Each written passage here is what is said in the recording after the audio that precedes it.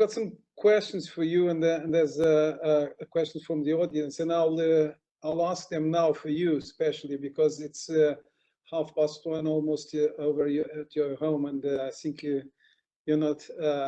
I wouldn't like to keep you awake for me. Okay. One of them is I'm very much interested in the psychological way that doctors act at your hospital.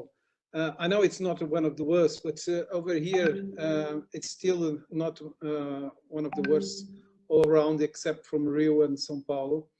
But how are people coping with this? Because what we hear, it's over in New York or over in Madrid in Italy, it's astonishing how people go down, and burnout syndrome, it's going to be something that's going to happen for all of us.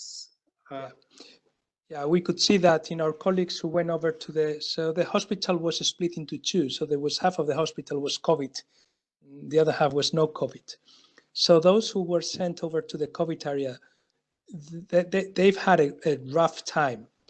And at the beginning, they were told that once they were on the COVID area, they could not come back to the no COVID.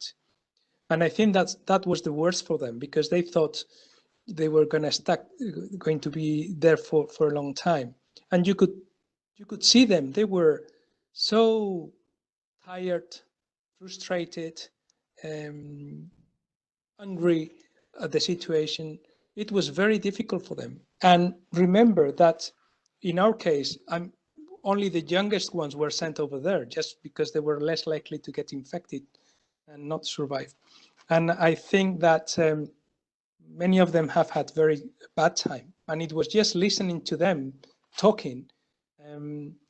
It was difficult. It's been very difficult. In the other hand, they tell you that once the worst was over, obviously they've got some positive things out of it. They've learned new ways. They've seen situations that they would have never seen before. They've been able to manage very difficult situations. But yeah, I agree. It's tiring, frustrating, and you could see in their faces and talking to them. It was just frightening. It was frightening.